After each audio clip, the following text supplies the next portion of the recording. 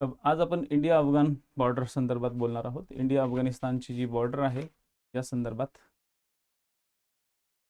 ठीक आहे, आले सगळेजण?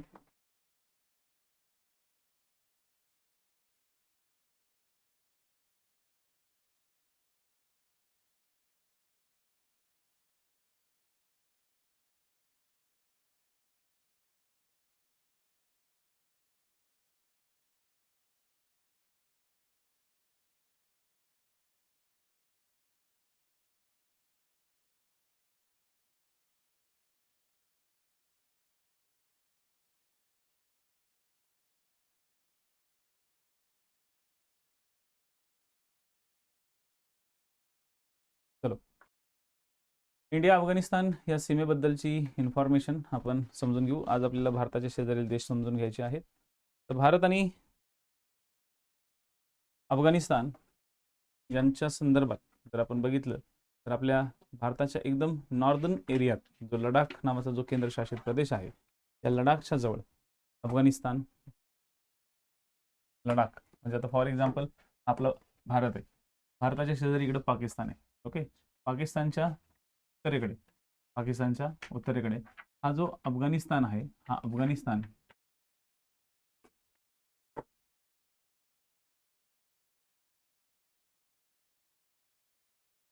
इथे स्थित आहे. ठीक आहे, या अफगाणिस्तानमध्ये या प्रदेशात असलेल्या पामीर पठारापासून, इथं काय आहे, पामीर पठार, तुम्ही ठेवा पामीर पठार किंवा पामीर नॉट, या पामीर नॉट पासून पामीर पठार, पामीरच्या पठारापासून एक पर्वतरांग गेलेली आहे, ज्या पर्वतरांगेला म्हणलं जातं हिंदूकुश. पामीरच्या पठाराकडे जी आहे त्याला हिंदूकुश पर्वतरांग म्हटलं जातं. तर या हिंदूकुश पर्वतरांगेच्या भागात, ठीक आहे,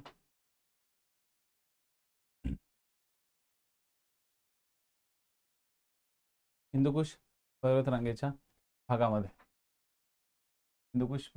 भागामध्ये अफगाणिस्तानचे अफगाणी लोक राहत होते. ओके, जनरली पश्तून जमाती या ठिकाणी जास्त राहते. त्या पश्तून जमातीमध्ये पठाणी लोक, ज्यांनी नंतर इस्लाम धर्माचा स्वीकार केला. आधी त्यांच्याकडं कुठला असा त्यांचा पर्टिक्युलरली धर्म नव्हता, परंतु इस्लाम धर्माचा त्या ठिकाणी प्रसार झाला. अफगाणिस्तानमध्ये सुरुवातीच्या काळात बौद्ध धर्म पण होता, आणि आता सध्या तालिबान नावाचं जे सरकार तिथं आलेलं आहे, ते तालिबान सरकार त्या ठिकाणी बौद्ध धर्माचा जो काही चिन्ह आहेत, बौद्ध धर्माचा प्रसार झाला होता त्या देशामध्ये, ती सगळी चिन्ह त्या ठिकाणाहून काढायचा ते प्रयत्न करत आहे. ठीक आहे, तर जुन्या काळामध्ये भारत आणि अफगाणिस्तानचा जो संबंध होता, जर आपण जुना काळ बघितला, आपण कसला काळ बघितला, जुना काळ, तर जुन्या काळामध्ये बौद्ध धर्माचा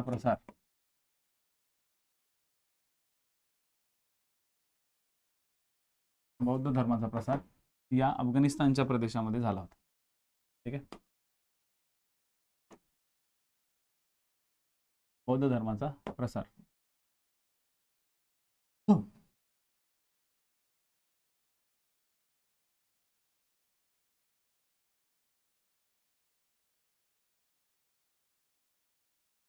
बौद्ध धर्माचा प्रसार या काळात झाला होता. स्पेशली अशोकाच्या काळामध्ये सम्राट अशोकचा जो काळ होता, या सम्राट अशोकाच्या काळामध्ये अफगाणिस्तान सुद्धा त्याच्या साम्राज्यामध्ये होतं. सम्राट अशोकाच्या काळामध्ये अफगाणिस्तान सुद्धा त्याच्या साम्राज्यामध्ये विलीन होतं. या अफगाणिस्तानमध्ये, ठीक आहे, या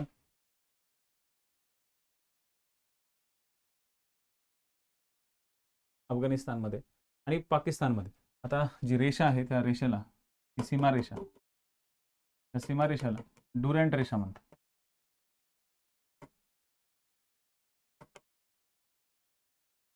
ड्युरॅन्ट रेषा ही जी रेषा आहे ती 1893च्या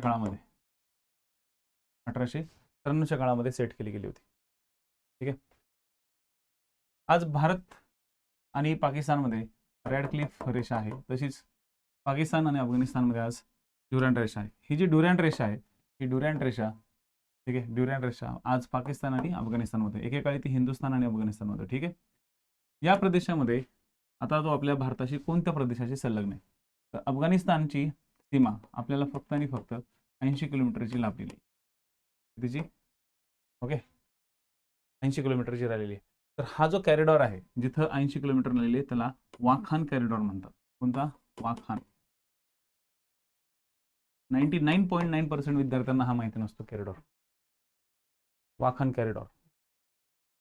कदाचित काही लोकांनी आजच नाव ऐकलं असेल की ज्या ठिकाणी अफगाणिस्तान आणि भारताची सीमा एकमेकांना संलग्न आहे त्या कॅरिडॉरला काय म्हणतात? त्याला म्हणलं जातं वाखान कॅरिडॉर. आयोग जर तुम्हाला किरथर, ओके, किरथर नावाचा रेंज विचारू शकते. आयोग तुम्हाला वाखान कॅरिडॉर सुद्धा विचारू शकतं. भरपूर सारे असे कॅरिडॉर्स आहेत की ज्या कॅरिडॉर्समधून जुन्या काळामध्ये अफगाणिस्तान आणि भारताचे व्यापार चालायचे. हा जो कॅरिडॉर होता या कॅरिडॉरमधून जुन्या काळापासून अफगाणिस्तान आणि भारत यांच्यामध्ये व्यापार चालायचा. ठीक आहे, हे बेसिक पॉईंट्स लक्षात ठेवा. आपल्या भारतामध्ये जर यायचं असेल अफगाणिस्तानमधून तर खैबर खिंड क्रॉस करून यावं लागायचं. खैबर खिंड, ही जी खैबर खिंड आहे या खैबर खिंडीतून अनेक परकीय लोक आपल्या भारतामध्ये आलेले आहेत आणि ही खैबर खिंड ही सुलेमान पर्वतरांगाच्या भागात आहे. तर इथं काही डोंगर रांगा लिहून ठेवा. ठीक आहे. या प्रदेशामध्ये सुलेमान डोंगर रांगा आहे. सुलेमान, कोणती? सुलेमान. अफगाणिस्तान आणि पाकिस्तानच्या बॉर्डरच्या एरियामध्ये, ठीक आहे, किंवा असं मी म्हणेल की पाकिस्तानच्या भागामध्ये सुलेमान डोंगर रांगा आहे.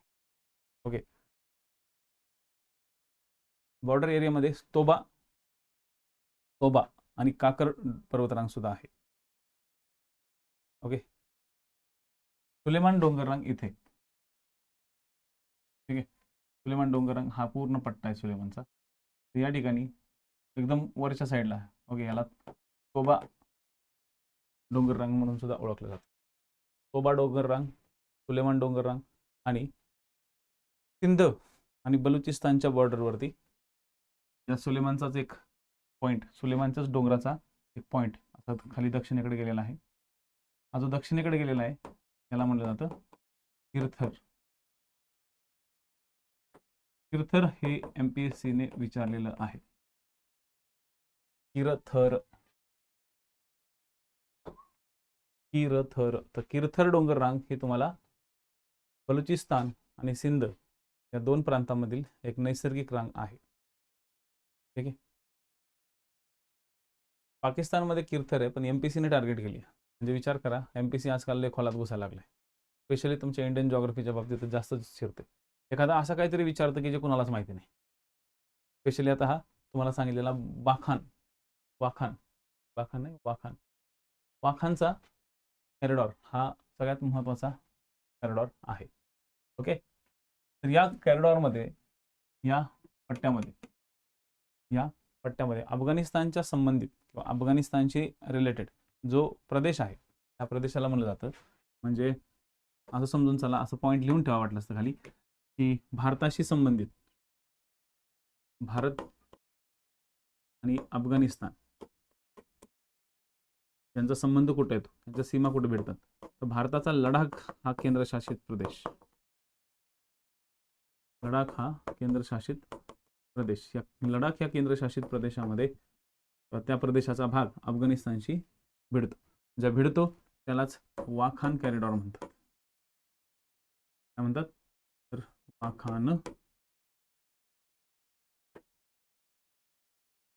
Corridor, Wakhan corridor.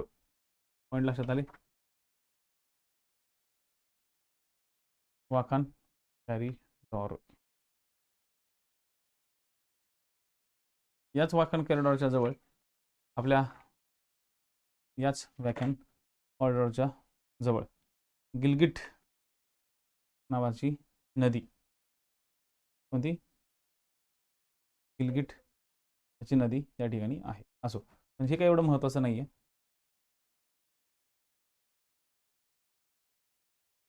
याच्या उत्तरेकडे तुर्कमेनिस्तान, ठीक आहे, तुर्किस्तान आहे, ताजिकिस्तान आहे. अफगाणिस्तानच्या उत्तरेकडे पामीर पठाराच्या वरच्या बाजूला ताजिकिस्तान आहे. ताजी लक्षात ठेवा. MPSCने इथं एक क्वेश्चन विचारलेला आहे. पामीर पठाराची जी नॉट आहे, पामीर पठाराची नॉट कोणत्या देशांमध्ये आहे? पामीर पठाराची जी नॉट आहे ती ताजिकिस्तानच्या पट्ट्यामध्ये आहे. वाखान कॉरिडॉर पॉईंट लक्षात आला. अफगाणिस्तान बरोबरचा एक छोटासा बॅकग्राऊंड असा आहे, अफगाणिस्तानवरती पठाणी लोकांनी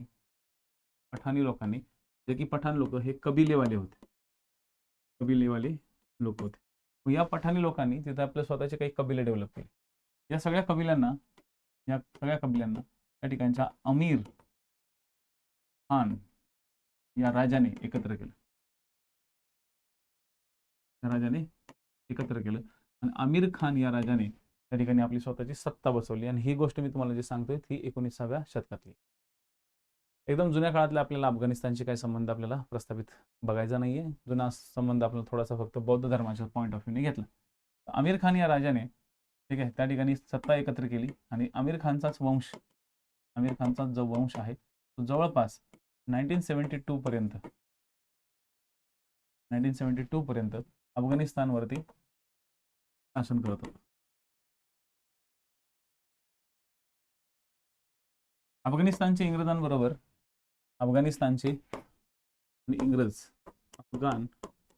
इंग्रज यांच्यामध्ये जवळपास 3 युद्ध झाली. आणि या 3 युद्धामध्ये अफगाण हारले नाही.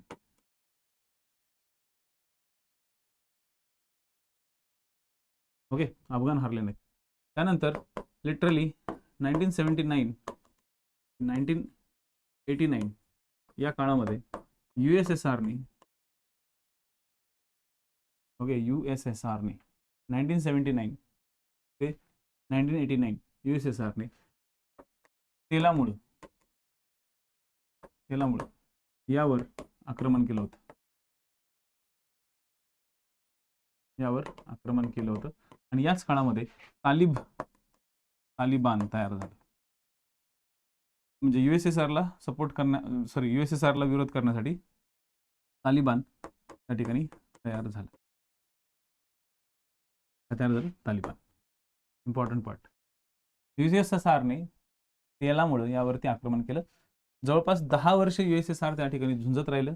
किती? 10 वर्ष USSR त्या ठिकाणी झुंजत राहिलं. पण त्याचा कसल्याही प्रकारचा या ठिकाणी इम्पॅक्ट पडला नाही. शेवटी 10 वर्षानंतर USSR सोव्हिएत रशिया स्वतःहून निघून गेलं. त्यानंतर या तालिबानला ज्यांनी तयार केलं, लिटरली एक गोष्ट लक्षात ठेवा, USSRने ज्यावेळेस म्हणजे सोव्हिएत रशियाने ज्यावेळेस अफगाणिस्तानवर हल्ला केला त्यावेळेस याच अफगाणी लोकांना अमेरिकेने शस्त्र दिले. कोणी दिले?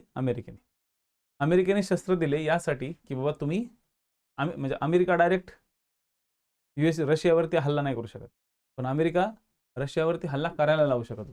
पण अमेरिका हेच करते. आताही बघा ना, आताही रशिया आणि युक्रेन यांच्यात वॉर चालू आहे. अमेरिका रशियावर डायरेक्ट हल्ला नाही करत, अमेरिका युक्रेनला सपोर्ट करते. युक्रेनला मदत करते, युक्रेनला मदत सगळ्या गोष्टी देते. रशियाला डायरेक्ट भिडत नाही येते अमेरिका. ही जी पॉलिसी आता युक्रेन बरोबर चाललेली आहे तीच पॉलिसी त्यांनी अफगाणिस्तान बरोबर अमेरिकेने केली. अमेरिकेने ह्या तालिबानला तयार केलं. आणि जेव्हा तालिबानच्या लक्षात आलं की अमेरिका सुद्धा USSR सारखी आणि अमेरिकेला सुद्धा तेलच पाहिजे. आता तुम्ही व्हेनेझुएलाचं उदाहरण घ्याच ना, अमेरिका एवढं सगळं कशासाठी करते? तेलासाठी करते. अमेरिकेला तेल हवंय, अमेरिकेला तिथले भंडार हवेत, तेलाच्या विहिरी हव्यात. त्यावेळेस तालिबानच्या डोक्यात अक्कल आली आणि तालिबानने काय केलं? तालिबानने काय केलं? अमेरिकेला विरोध करायला सुरुवात केली. आणि तालिबानचाच एक गट आहे, लष्करी गट, त्याला म्हणतात लष्कर-ए-तोयबा. तालिबान हे सरकार आहे. तालिबान हे आतंकवादी नाही आहेत.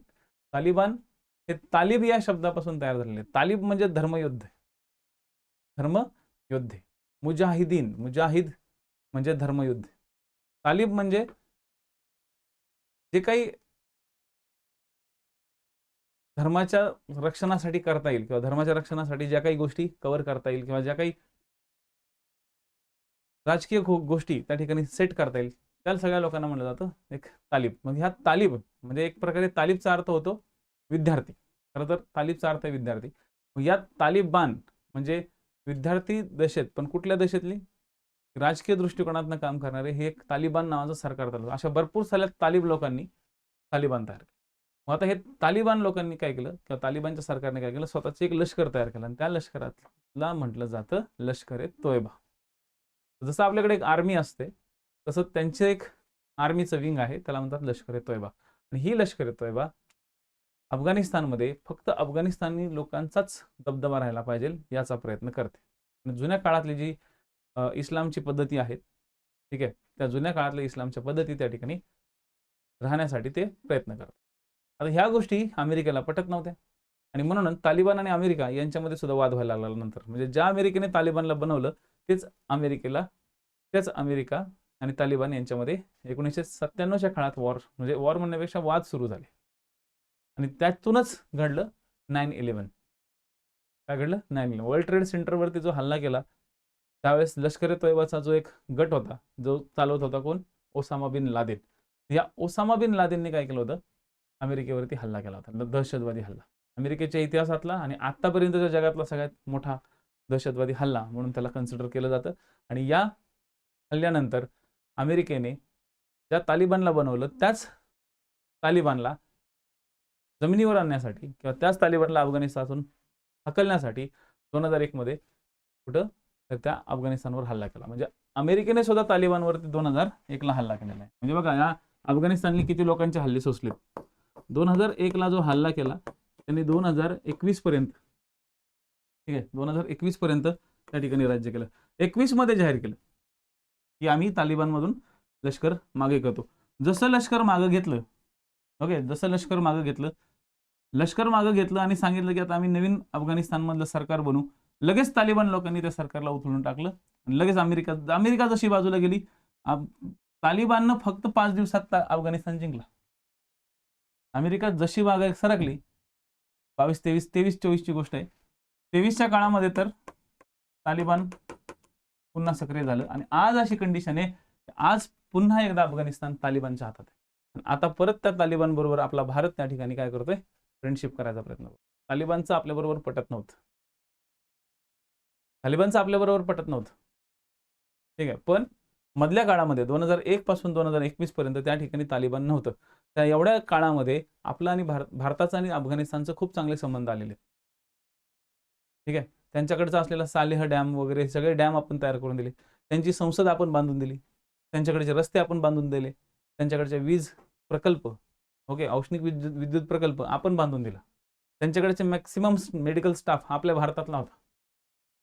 अफगाणिस्तानमध्ये सगळ्यात जास्त आपण सपोर्ट केला आणि हीच गोष्ट तालिबानांना सुद्धा माहिती आहे. म्हणून तालिबान आपल्या भारताच्या विरोधी नाही आहेत. आपल्या भारताच्या विरोधात नाही आहे. तालिबान फक्त एवढंच म्हणणं आहे की आम्हाला आमचा ऑटोनॉमस एरिया पाहिजे, आमच्यामध्ये लुडबुड करायच्या नाहीत.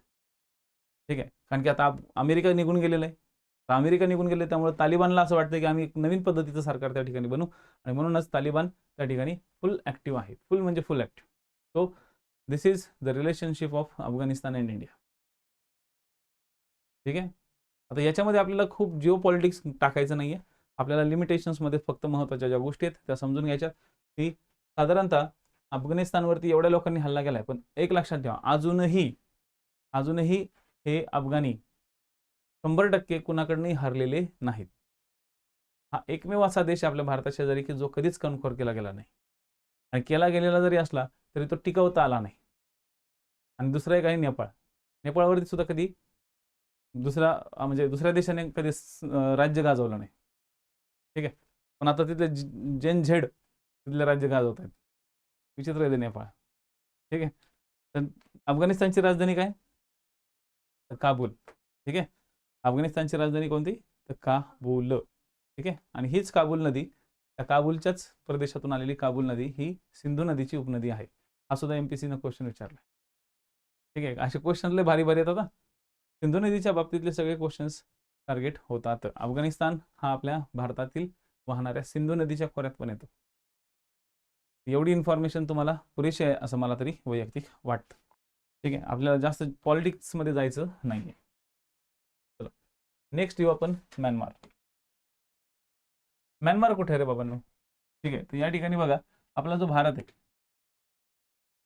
हे जो भारत दिख रहा ना, तर भारताच्या पूर्वेकडच्या बाजूला, ओके, भारताच्या ह्या ईशान्य भारत आहे, कोणता आहे? ईशान्य भारत. या ईशान्य भारताच्या पूर्वेकडे हा म्यानमार नावाचा एक देश आहे.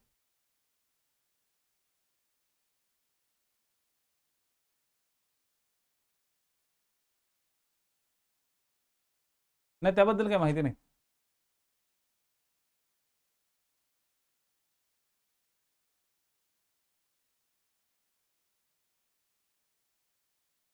एवढं महत्वाचं नाही आहे ते एअरफोर्स.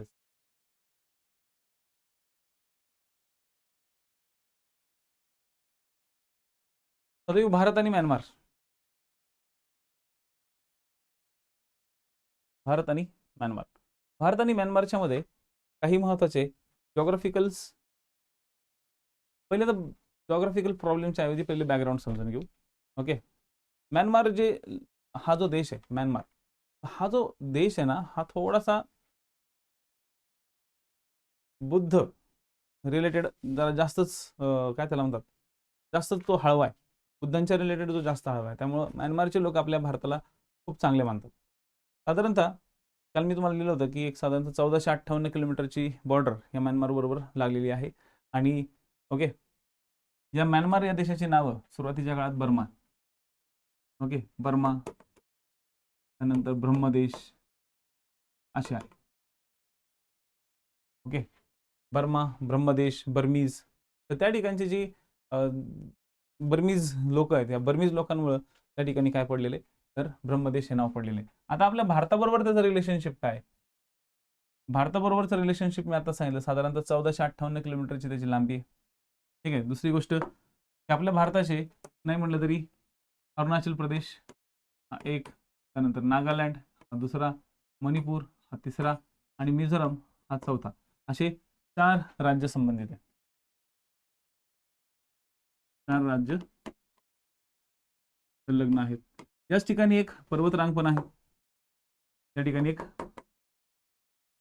पर्वतरांग आहे, एक मोठाली पर्वतरांग आहे. त्या मोठ्या पर्वतरांगेला म्हटलं जातं काय, तर पूर्वांचल.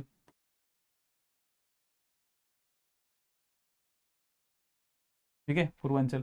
आणि याच पूर्वांचलच्या दक्षिणेकडे अराकान योमा पर्वतरांग गेलेली आहे. कोणती? Arakan Yoma. या ठिकाणी तुम्हाला एक पॉइंट दिसेल बघा, अरुणाचल प्रदेश, म्यानमार आणि चीन, हा सुद्धा एक कॅरिडॉर, हा सुद्धा एक कॅरिडॉर आहे. हा सुद्धा एक कॅरिडॉर आहे. कोणता? तिथे एक खिंड आहे, मला सांगितलं होतं. Very good. तुला, किंवा त्याला टुला पण म्हणतात, टुला.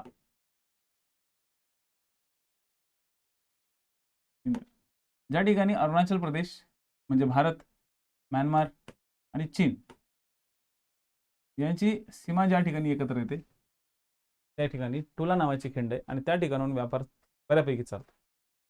ठीक आहे, त्या ठिकाणचा व्यापार बऱ्यापैकी चालतो. ओके,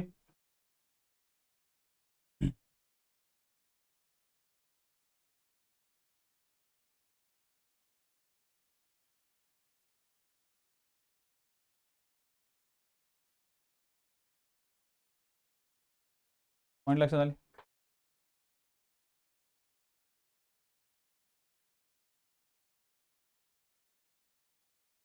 दिलं. अराकान योमा ही पर्वतरांग पुढे बर्मा देशामधून पुढे जाते आणि याच अराकान योमा पर्वतरांगेची समुद्राच्या वर आलेली शिखरं म्हणजे कोण आहेत? आपली अंदमान आणि निकोबार. ठीक आहे, आता हे पूर्वांचलचा पट्टा, हे अराकान योमाचा पट्टा, हा म्यानमारचा भाग आणि भारताचा भाग. आता जनरली जर म्यानमार बद्दल जर बघितलं गेलं तर म्यानमार जो की पहिले भारताचाच भाग होता, 1885 मध्ये लॉर्ड डफरिन त्या काळात याचा भारतात समावेश केला.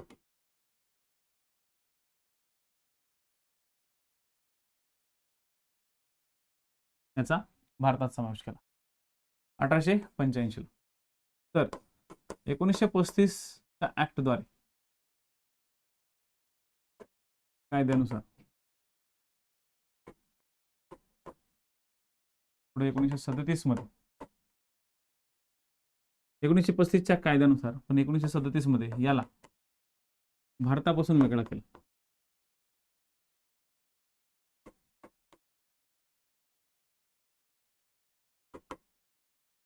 याला भारतापासून वेगळा केला. या प्रदेशात इंग्रजांचा खूप दबदबा होता. इंग्रजांनी या ठिकाणी कॉफी, रबर, चहा यांच्या लागवडीसाठी या ठिकाणी खूप मोठ्या प्रमाणात शेती केली होती. हा जो पट्टा होता हा पर्टिक्युलरली मळेवाल्यांचा पट्टा होता. सगळे मळेवाले त्या ठिकाणी होते आणि हे जे मळेवाले होते त्या ठिकाणी रबर, चहा खूप छान पद्धतीने त्या ठिकाणी उगवायचे, चांगल्या पद्धतीने त्या ठिकाणी उगवायचे. हा जो म्यानमारचा उत्तर पार्ट होता, या उत्तर पार्टावरती इंग्रजांनी खूप चांगल्या पद्धतीने दबाव ठेवला होता किंवा नियंत्रण ठेवलं होतं. ठीक आहे, नियंत्रण ठेवलं होतं. आपल्या भारताला म्यानमारमधून सुद्धा खूप जास्त फायदा मिळायचा, कारण की आपल्या म्हणजे ज्यावेळेस तो इंग्रजांच्या काळात 1937 पर्यंत आपल्या भारतात होता त्यावेळेस या ठिकाणाहून मोठ्या प्रमाणात चहा त्या ठिकाणी आणला जायचा. ठीक आहे, पण नंतर ज्यावेळेस हा म्यानमार स्वतंत्र झाला, जेव्हा हा म्यानमार स्वतंत्र झाला साधारणतः एक 48च्या काळामध्ये तो वेगळा झाला. त्यानंतर 1-2 वर्षानंतर तो झाला, सॉरी 49ला झाला.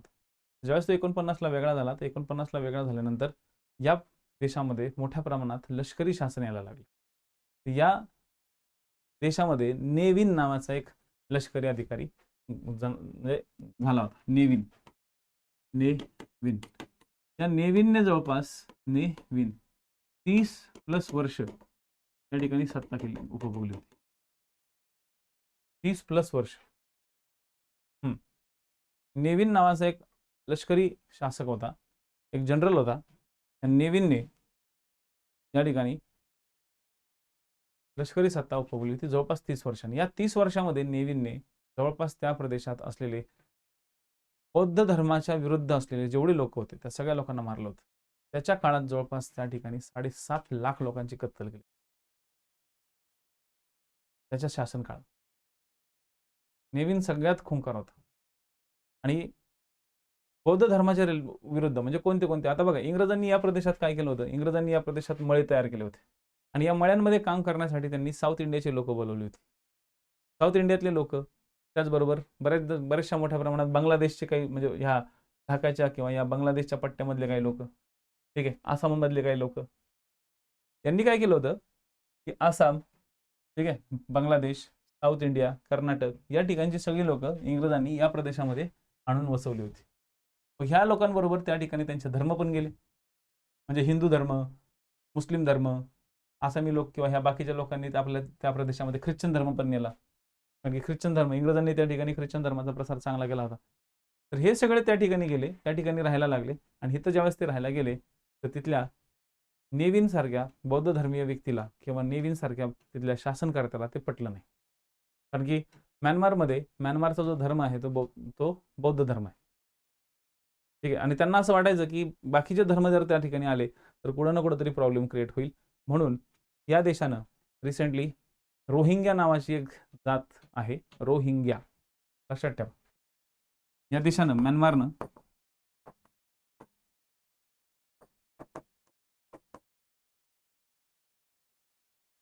रोहिंग्या ही एक मुस्लिम जातीची, मुस्लिम धर्माची लोक आहेत. एक जात आहे ही मुस्लिम आहे आणि रोहिंग्या हे त्यांचं पॅटर्न पडतो किंवा त्या जातीचं नाव आहे. तर ह्या रोहिंग्याला त्यांनी त्यांच्या देशातून बाहेर हाकललं होतं. आता हे रोहिंग्या कुठले तर आपल्या भारतातले नाही, तर रोहिंग्या हे बांगलादेशचे. रोहिंग्यांचा मूळ स्रोत काय आहे, बांगलादेश. ठीक आहे.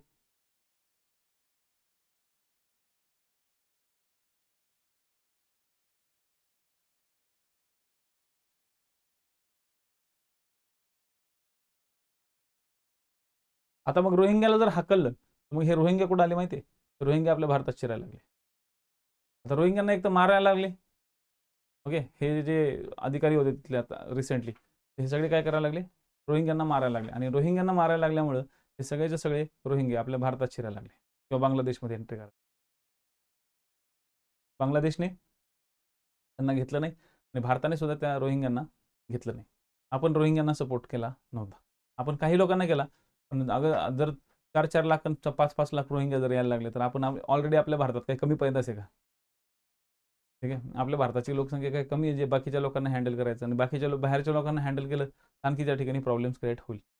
त्याच्यामुळं म्यानमारमध्ये जर काही समजा कुठल्या जमातीबरोबर इश्यू झाला तो हे रोहिंग्या हे विचारलं जातं, कारण की असाच इश्यू श्रीलंकेमध्ये सुद्धा झाला होता.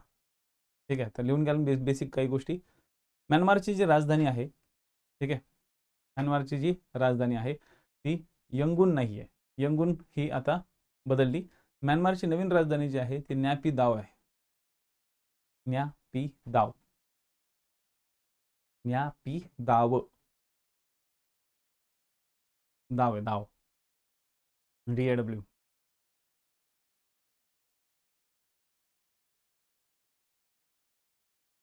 न्यापी दाव.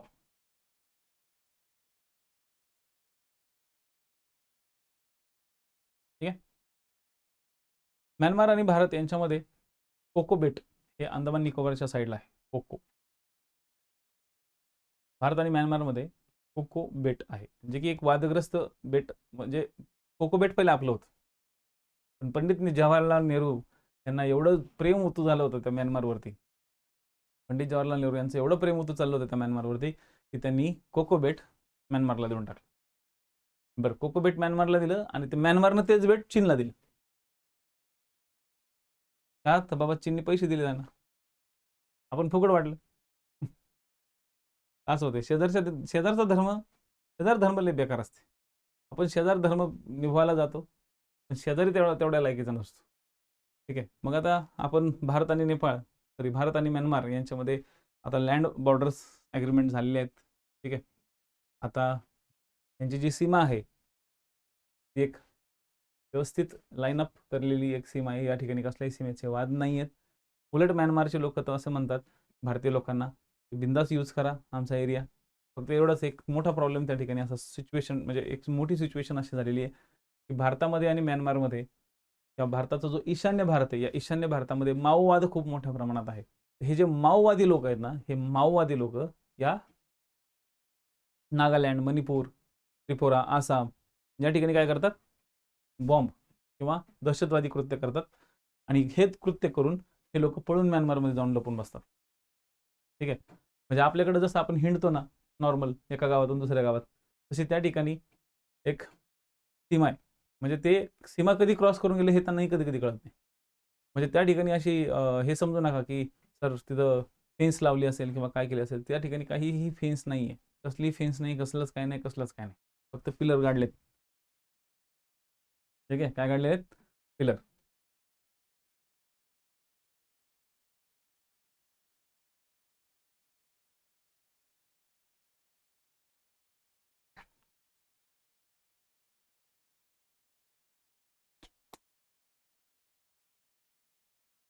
चलो, तर हे झालं भारत म्यानमारच्या पॅटर्न. म्यानमारला किती 4 देश संलग्न आहेत. ठीक आहे, काल मी तुम्हाला यांची पूर्ण टक्केवारी आणि आकडेवारी सांगितली होती. ठीक आहे, तर म्यानमारच्या बाजूला आणखी एक महत्त्वपूर्ण असा, बाजूला नाही लय लांब आहे, ठीक आहे, आणखी एक महत्त्वाचा असा देश आहे ज्याला म्हणलं जातं नेपाळ. नेपाळ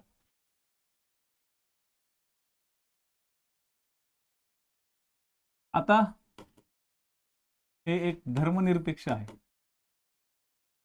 पहिले हे हिंदू राष्ट्र होतं, पण 2016 नंतर ते आता एक धर्मनिरपेक्ष राष्ट्र बनलेलं आहे नेपाळ.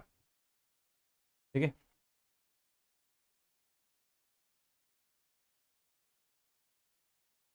नाही नाही, जॉग्राफी आपल्याला फक्त जॉग्राफिकली पॉईंट बघितला, आपल्याला हिस्टॉरिकल आस्पेक्ट फक्त बेसिक बघायचा आहे. थिब्बा राजा होता, त्याला आपल्याला रत्नागिरीमध्ये ठेवलं होतं, बस एवढंच. त्याच्यापेक्षा जास्त नाही. या आता भारत आणि नेपाळ 1752 किलोमीटरची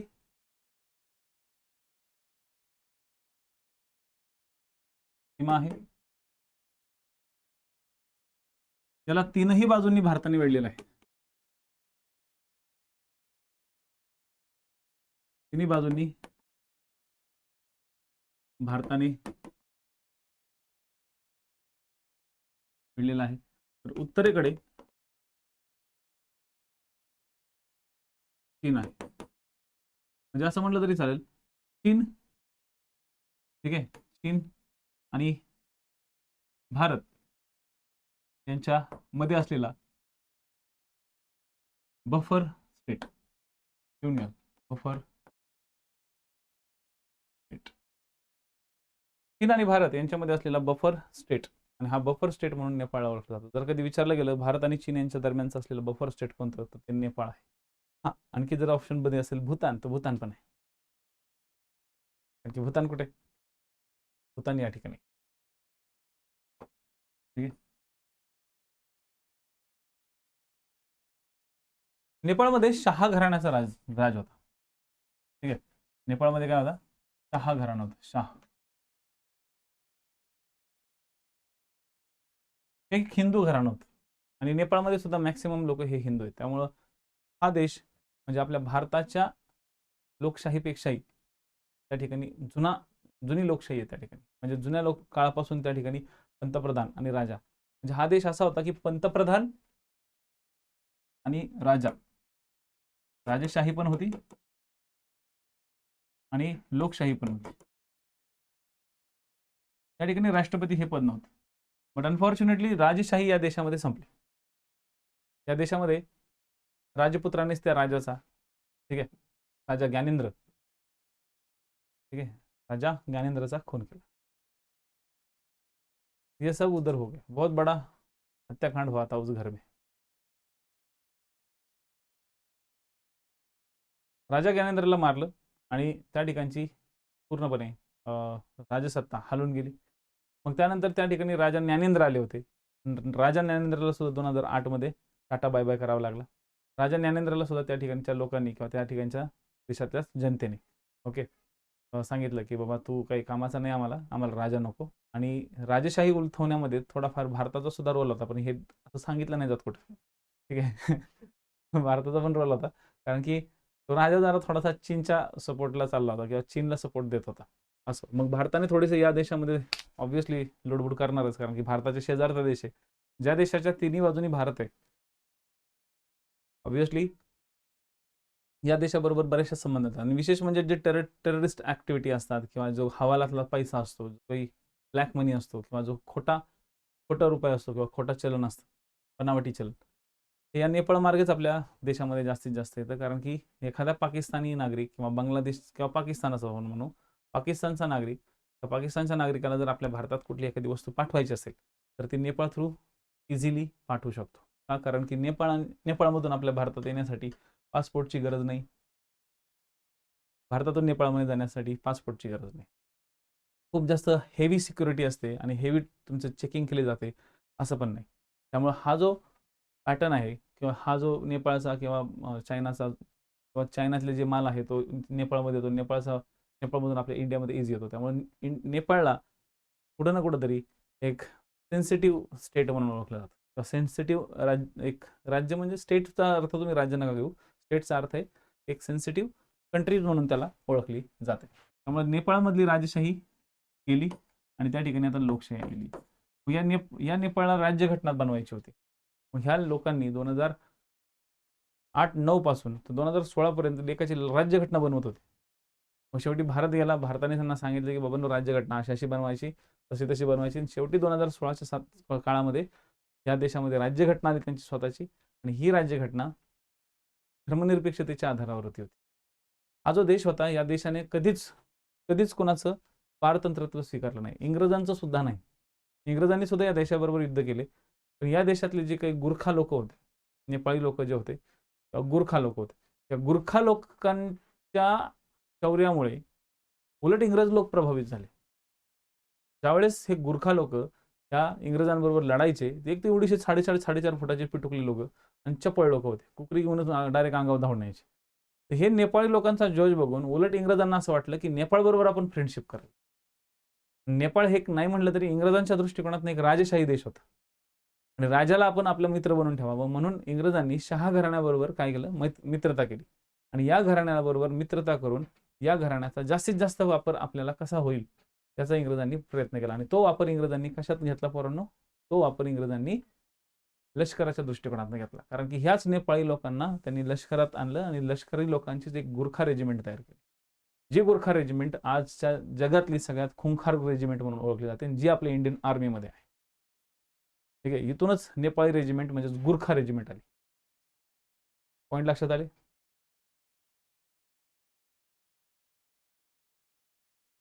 क्लिअर?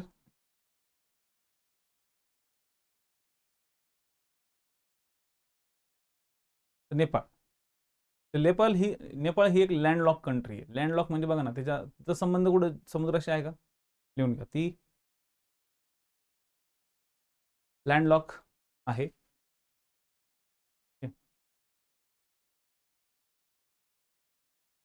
राजधानीचं शहर काठमांडू आणि त्या नेपाळमध्ये असलेला सर्वात उंच पर्वत शिखर आहे माउंट एव्हरेस्ट.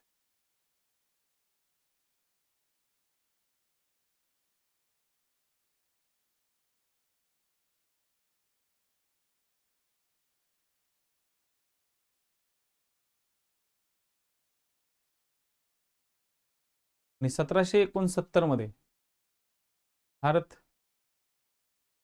1769 मध्ये भारत आणि नेपाळ 1769 या काळात भारत आणि नेपाळ यांच्यामध्ये, म्हणजे भारत आणि नेपाळ म्हणल्यापेक्षा इंग्रज आणि नेपाळीचे लोक यांच्यामध्ये बॉर्डर डिस्प्यूट झाले होते, सीमावाद झाले होते. परंतु नंतर सीमावाद झाले होते, सीमावाद 1769च्या काळात सीमावाद झाले. ठीक आहे, बॉर्डर डिस्प्यूट्स. त्यानंतर ते आजपर्यंत कधी झालेच नाही. दोन्ही देशांमध्ये बॉर्डर डिस्प्यूटच नाही आहेत. दोन्ही देश एकदम मस्त गुणागोविंदानं राहतात. दोन्ही देश मस्त छान पद्धतीने गुणागोविंदानं राहतात. बॉर्डर डिस्प्यूट कसल्याच प्रकारचे नाही आहेत. हा, पण आता थोडासा वॉटर डिस्प्यूट मधल्या काळात झाला होता. वॉटर डिस्प्यूट लिहून घ्या. महाकाली नदी, महाकाली नदीचा वॉटर डिस्प्यूट या ठिकाणी झाला होता. मग आता नेपाळ बरोबर किती किती राज्य संलग्न आहेत? भारत जो आहे त्या भारताचे इथं दिसत असेल बघा तुम्हाला. ओके, इथं दिलंय बघा, उत्तराखंड. ठीक आहे, उत्तराखंड. त्याच्यानंतर यूपी, त्यानंतर बिहार. आता इथं जरा महत्वाचा भाग आहे. बिहारच्या नंतर वेस्ट बेंगॉल आहे. ठीक आहे, वेस्ट बेंगॉल आहे आणि वेस्ट बेंगॉलच्या वरती आहे इथं सिक्कीम. इथं आसाम नाही, आसाम इकडे. ठीक आहे, आसाम इथे. आसाम नेपाळ खूप लांब आहे. बरेचसे लोक आसामला समजतात किंवा काही काही लोक वेस्ट बेंगॉलला समजतच नाहीत. ठीक आहे, आता हा जो पट्टा तुम्हाला इथे दिसतोय नेपाळ ते बांगलादेशचा, हा जो पट्टा आहे ना, ठीक आहे, त्या पट्ट्याला आपण इथं याला म्हणतात सिलिगुडी कॉरिडॉर. हा जो पट्टा आहे या पट्ट्याला म्हणतात सिलिगुडी कॉरिडॉर. आणि हा सिलिगुडी कॉरिडॉर म्हणजेच त्याला कोंबडीची मान म्हणतात. काय म्हणतात? कोंबडीची मान. पॉईंट लक्षात आले? सिलिगुडी कॉरिडॉर यालाच म्हणतात कोंबडीची नेक. हा जर का कॉरिडॉर भारताने जर सेफ नाही ठेवला याला, आपला ईशान्य भारत आपल्या हातातून जाऊ शकतो. हाच कॉरिडॉर आहे की ज्या कॉरिडॉर मधून आपण ईशान्य भारतामध्ये एंट्री करतो, ईशान्य भारतामध्ये जातो. हाच जर कॉरिडॉर ब्रेक झाला, ठीक आहे, तर मग मात्र या ठिकाणी प्रॉब्लेम क्रिएट होऊ शकतो. आणि याच कॉरिडॉरची धमकी बांगलादेश देत असतं. बांगलादेश आपल्या भारताला याच कॉरिडॉरची धमकी देत असतं. सध्या बांगलादेशचं सरकार बिथरलेलं आहे. बांगलादेशमध्ये आता सरकार जसं पहिलं होतं तसं राहिलं नाही.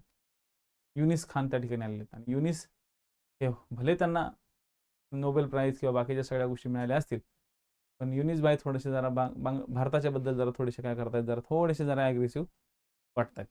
ठीक आहे, जरा त्याला नीट करावं लागतं काही दिवसात. थांबा, बरोबर. ठीक आहे, तो Uttarakhand, UP, Bihar, West Bengal आणि सिक्कीम अशा राज्यांना हे नेपाळ संलग्न आहे. आणि नेपाळमधून हिमालयाच्या 3ही रांगा गेलेल्या आहेत. नेपाळच्या उत्तरेकडे बृहद हिमालय आहे. नेपाळच्या मध्य भागातून मध्य हिमालय जाते. भारत नेपाळ म्हणजे यूपी आणि बिहार यांच्या बॉर्डरवरनं, यूपी, बिहार आणि वेस्ट बेंगॉलच्या बॉर्डरवरती शिवालिक टेकड्या आहेत. हिमालयाच्या 3ही रांगा, बृहद हिमालय, मध्य हिमालय आणि शिवालिक टेकड्या, या 3ही रांगा नेपाळमधून जातात. या 3ही रांगा नेपाळमधून जातात. इंडिया नेपाळ ही जी काही सीमा आहे हे तुम्हाला आता इथे मी सिस्टमॅटिकली कव्हर करून दिलेलं आहे. जॉग्राफिकली अस्पेक्ट्स आपल्याला जास्त कव्हर करायचा.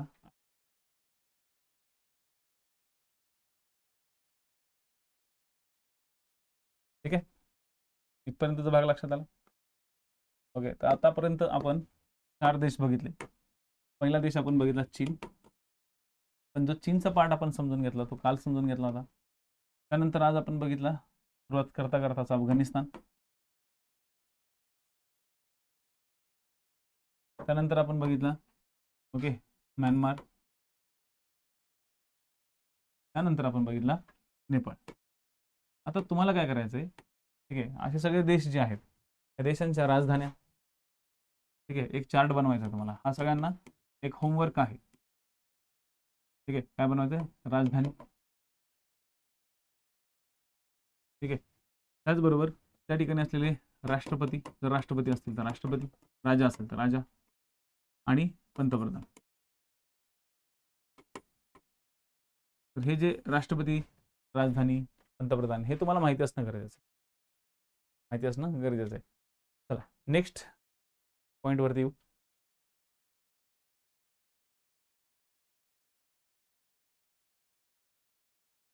Next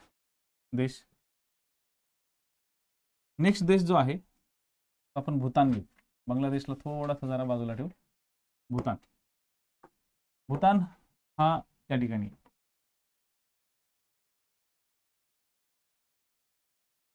okay. Bhutan actually Bhutan हा एक राजशाही आणि लोकशाही असलेला देश. ठीक आहे, भूतान एक राजशाही प्लस लोकशाही,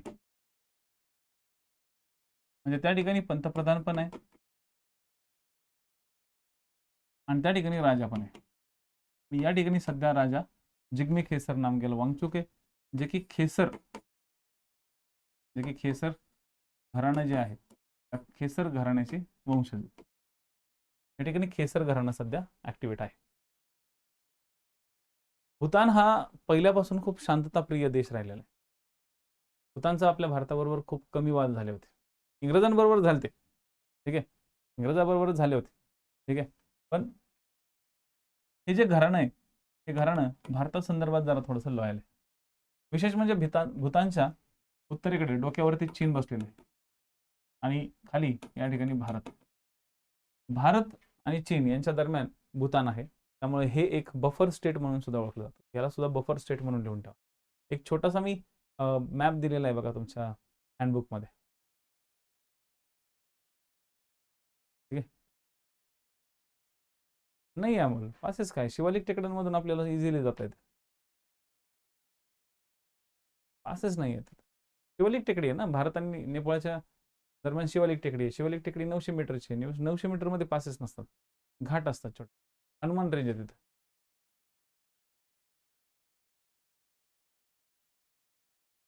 भूतान जे आहे त्या भूतानच्या भारताबरोबरची जी सीमा आहे ती 587 किलोमीटरची आहे. ठीक आहे,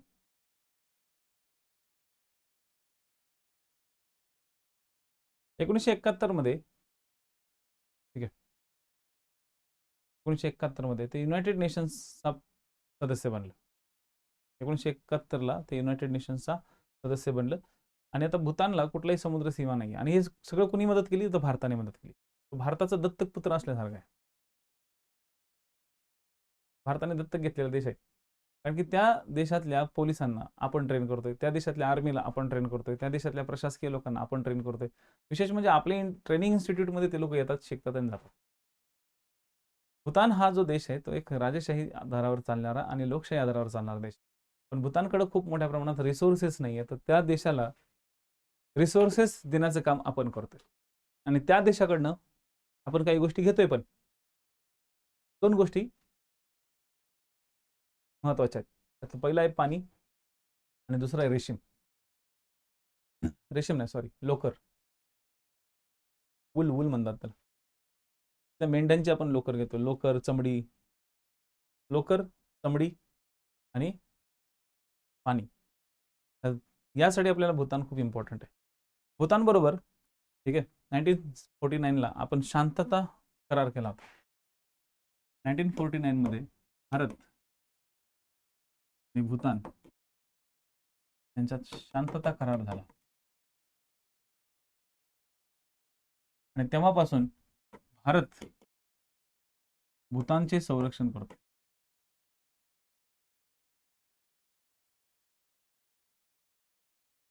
तेव्हापासून भारत भूतानचे संरक्षण करतोय. म्हणजे भूतानवर जर कोणी हल्ला केला तर तो भारतावरचा हल्ला आहे असं भारताने जाहीर केलं होतं. भूतानवरती जर कोणी हल्ला केला तर तो भारतावरचा हल्ला मानला जाईल असं जाहीर केलं होतं. ठीक आहे. तर कायम लक्षात ठेवा, साधारणतः या प्रदेशामध्ये, ठीक आहे, या प्रदेशामध्ये डोकलाम नावाचा जो प्रदेश आहे तो इथे, हा जो प्रदेश आहे, दिस इज कॉल्ड डोकलाम. हा डोकलाम प्रदेश चीनने काबीज केला होता 1962ला. 1962 मध्ये चीनने या डोकलाम प्रदेशामध्ये सैन्य ठेवलेलं आहे आणि तेव्हापासून हा प्रदेश चीननं माझा प्रदेश आहे आणि भूतानचा नाही म्हटलं तरी 761 स्क्वेअर किलोमीटर वरचा जो उत्तरेकडचा जो भाग आहे, हा उत्तरेकडचा भाग चीन मागत आहे. चीन मागत. मग आता उत्तरेकडच्या भागाला धोका आहे. उत्तरेकडचा भाग चीन कधी कॅप्चर करू शकतो, म्हणून भारताने त्या ठिकाणी आर्मी ठेवलेली आहे.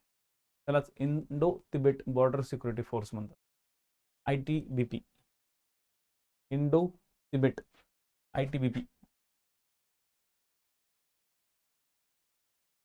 Border security police. ऍक्च्युअली ते पोलीस टाईप आहे, ते निमलष्करी दल आहे.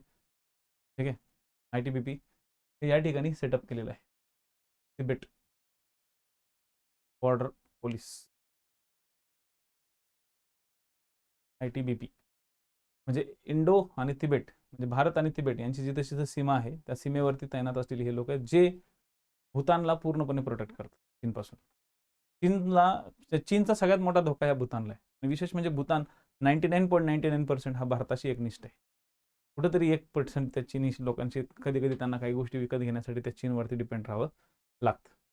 ठीक आहे. त्यामुळं भूतानमध्ये सुद्धा हिमालयाच्या 3 रांगा गेलेल्या तुम्हाला दिसतील.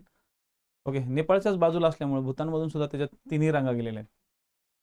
ठीक आहे. 3 रांगा इथून गेलेल्या आहेत. हा करार विसरू नका, 1949चा करार. ठीक आहे. 1949.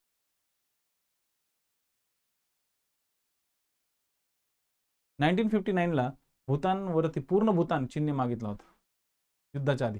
भारताबरोबर जेव्हा युद्ध चालू होतं, सॉरी, युद्ध होणार होतं त्यावेळेस 1959 मध्ये संपूर्ण भूतान चीनला हवा होता. हवाची पेंड आहे का म्हणा. हा, भूतान त्याला पाहिजे होता आणि तो आजही कधी कधी त्याला होकी आला की आजही भूतानला गुदगुल्या करतो. आजही त्याला होकी आली की हळूच म्हणतो भूतान माझंच आहे बरं का. ठीक आहे. तुला आज न उद्या मी घेणार आहे. आज न उद्या तुम्ही पट्ट्यात येणार आहे. तू 100% तू भारताच्या, ओके, भारताच्या पडद्याखाली बसलाय, पदराखाली बसलाय, पण तुला आज न मी उद्या पट्ट्यात तुला चांगला घेणार आहे. त्यामुळे भूतान आहे ना आपल्या भारताबरोबर पूर्णपणे डिफेन्सच्या दृष्टिकोनात भारतावर डिपेंड आहे. ठीक आहे. तर हे बेसिक पॉईंट लक्षात ठेवा. आणि 2017 मध्ये डोकलाम इश्यू झाला होता. डोकलामच्या तिथे लिहून घ्या, 2017ला त्या ठिकाणी इश्यू झाला होता.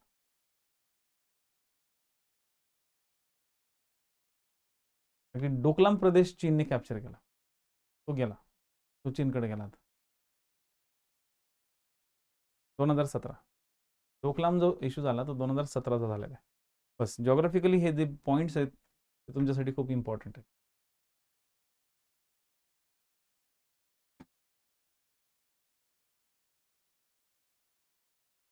मध्ये भारत पाकिस्तानचं, भारत आणि चीनचं युद्ध झालं होतं. चीन मागत होतं. चीनने 1959लाच मागितलं होतं की भूतान पूर्ण आमचा आहे. मग ह्याच वादावरती 1962ला वॉर पण झालं. ओके, पण ते वॉर जे झालं होतं ते भारतासोबत झालं होतं, भूतानसोबत नाही. भूतानसोबत लढणं एवढं सोपं नाही, कारण की भूतानच्या एरियामध्ये येणं, हिमालय क्रॉस करून, इट्स नॉट अ जोक. हिमालयाला तुम्ही एकदम असं साधं सिंपल समजू नका की हिमालय म्हणजे असं नॉर्मलच आहे. हिमालयाचे एक डोंगर चढायला जीव जातो तिथे. ओके,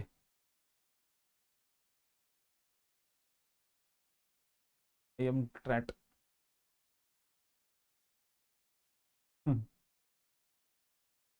बढिया बढिया. ठीक आहे, तर हे भूतानच्या बाबतीतल्या गोष्टी झाल्या. आता भूतान नंतर, ओके, भूतान नंतर बांगलादेश.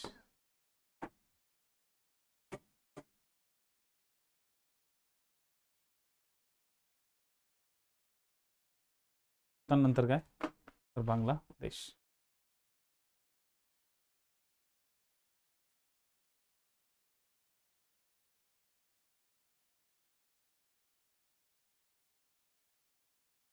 आले सगळे बांगलादेशमध्ये.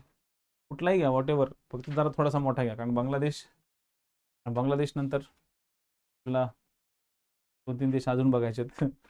तो पण नाही आहे. ठीक आहे, तर बांगलादेशचा जो पट्टा आहे तो कव्हर करू. बांगलादेश हा पूर्वी पूर्व पाकिस्तान म्हणून ओळखला जायचा. बांगलादेशला काय म्हणलं जायचं, पूर्व पाकिस्तान. म्हणजे मोहम्मद जिना जरा थोडेसे डोक्यावर पडल्यासारखे होते. तर मोहम्मद जिनाला असं वाटायचं की आम्ही इस्लाम या धर्माच्या आधारावरती देश बनवू. ठीक आहे, बनो बाबा देश. तर त्याने 2 देश, द्विदेशाचा सिद्धांत म्हटला, त्याला म्हणतात द्विराष्ट्र सिद्धांत. मोहम्मद जिनाने 2 देश तयार करण्याचं ठरवलं, आणि हे जे 2 देश होते, भारताच्या पश्चिमेकडे पाकिस्तान. ठीक आहे, त्याला पश्चिम पाकिस्तान म्हणायचे, ज्याला आज आपण पाकिस्तान म्हणतो. आणि भारताच्या पूर्वेकडे हे बांगलादेश, पण ज्याला आपण बांगलादेश आज म्हणतो, जुन्या काळात त्याला पूर्व पाकिस्तान म्हटलं जायचं. म्हणजे 2 पाकिस्तान होते, पश्चिमेकडून एक पूर्व. या पाकिस्तानला चालवण्यासाठी ढाका हे महत्त्वाचं केंद्र होतं, आणि पश्चिमेकडचं पाकिस्तान चालवण्यासाठी इस्लामाबाद, लाहोर, कराची अशा त्यांनी लय राजधान्या बदलल्या. हे पाकिस्तान कधीच एका राजधानीत खुश नव्हतं, सारखं राजधान्या बदलायचं. झालं असं की जे मेन पॉलिटिक्स असायचं पाकिस्तानमधून चालायचं. ठीक आहे, काय काय, हो हो, वॉटर ट्रेडी झालेले आहेत ना. हां, एक पॉईंट लिहायचा राहिला, भूतान बरोबर एक वॉटर ट्रेडी लिहून घ्या. ओके, संकोश प्रकल्प भूतान बरोबर राहिलं. बरं झालं, थँक्यू अमोल भाऊ, तुम्ही आठवण करून दिली. भूतान बरोबर एक वॉटर ट्रेडी झालेली आहे, त्याला संकोश प्रोजेक्ट म्हणतात.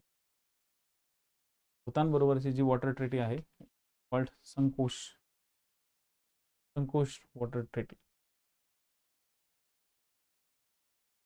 आणि भूतान हा फुल आनंदी निर्देशांक काढणारा देश. भूतान हा एकमेव असा देश आहे की जो फुल आनंदी निर्देशांक काढतो. फुल आनंदी निर्देशांक. आणखी एक पॉईंट आहे, भूतान आणि भारत यांच्यामध्ये पुन्हा मैत्री करार 2007ला झाला होता.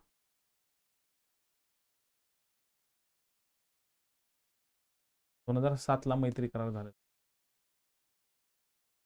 वॉटर ट्रेटी या ठिकाणी खूप इम्पॉर्टंट आहेत. ठीक आहे, तर त्यातली सगळ्यात मोठी जी वॉटर ट्रेटी आहे, ठीक आहे, ती आहे संकोश नावाच्या नदीची संकोश ट्रेटी. सगळ्यात मोठी वॉटर ट्रेटी मानली जाते. ठीक आहे, तसंच भूतानमध्ये, ओके, भूतानमध्ये, बांगलादेशमध्ये आणि भारतामध्ये एक संयुक्त सेना सराव पण होतो. ओके, म्हणजे front runner of peace, front runner of peace हा सराव होतो, सेना सराव होतो, संयुक्त सेना सराव, फ्रंट रनर ऑफ पीस. कधी आलं तर लक्षात.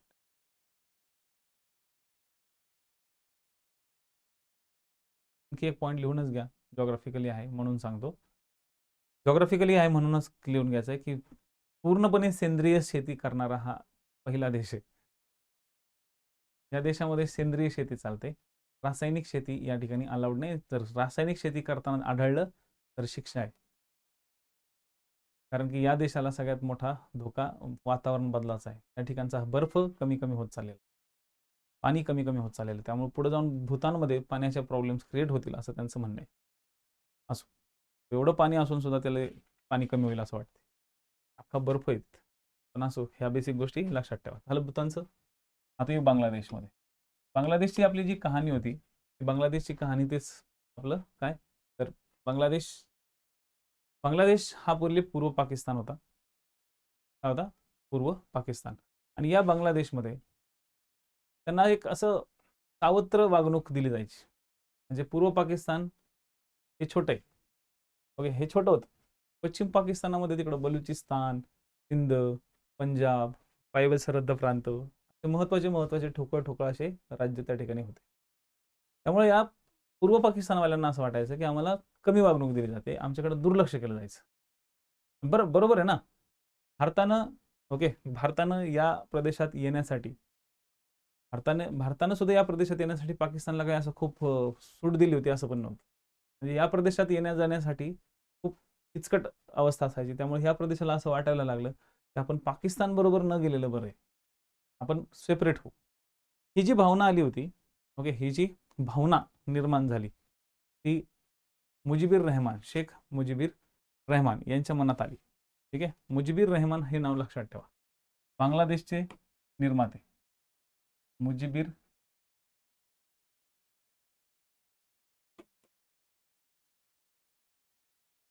रहमान. आता जी शेख हसीना जी पळून गेलेली या देशातून, जे की त्या ठिकाणची राष्ट्रपती होती, आधी राष्ट्र म्हणजे प्रमुख होती, ती आता जी पळून गेलेली ती ह्या शेख मुजीबिर रहमानचीच मुलगी.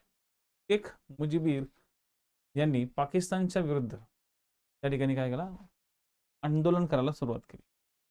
ठीक आहे, आता बरोबर आहे ना, एक झाली स्टोरी पण अशी छान घडली होती. 1970ला या देशामध्ये निवडणूक झाल्या होत्या. म्हणजे या प्रदेशामध्ये, बांगलादेशमध्ये किंवा पूर्व पाकिस्तानमध्ये निवडणुका झाल्या. या निवडणुकीमध्ये शेख मुजीबिर रहमान यांच्या पक्षाला, ज्याला आवामी लीग वगैरे म्हणतात, या पक्षाला सर्वात जास्त मतं मिळाली. काय मिळाली? सर्वात जास्त मतं मिळाली. पण या ठिकाणी, ठीक आहे, या ठिकाणी पाकिस्ताननं त्यांना सत्ता स्थापन करून नाही दिली. उलट काय जाहीर करून टाकलं की या ठिकाणी शेख मुजीबुर रहमान यांनी फ्रॉड केलेला आहे. काय केलेला आहे? फ्रॉड केलेला आहे. म्हणजेच शेख मुजीबुर रहमान यांच्या आवामी लीगला सर्वात जास्त मतं मिळून सुद्धा त्यांना सत्ता स्थापन करू दिली नाही. मग मला सांगा, हा माणूस शांत बसेल का? मग या माणसानं त्या ठिकाणी आंदोलनाची भूमिका सुरू केली. त्यांनी सविनय कायदेभंग, म्हणजे आपल्या महात्मा गांधींचे जे काही सत्याग्रहाचे जे प्रयत्न आहेत ते सगळे त्यांनी तिकडं त्यांच्या देशामध्ये यूज करायला सुरुवात केली. त्यांनी त्या देशामध्ये यूज करायला सुरुवात केली. त्या काळात पाकिस्तानचा जो एक लष्कर शहा बनला होता, याया खान, नाव लय विचित्र आहे. याह्या पाकिस्तानचा, त्या काळात पाकिस्तानचा जो लष्कर शहा होता तो होता याया खान. याह्या या य य माहिती आहे ना? हा, ह्या म्हणजे हला या ह्या, हा, हला लावायचा आहे. काय बाराखडी, हे इंग्लिश मीडियम वाल्यांची अशी अवस्था असते. हा, जोडाक्षरापासून सुरुवात आहे. या ह्या खान.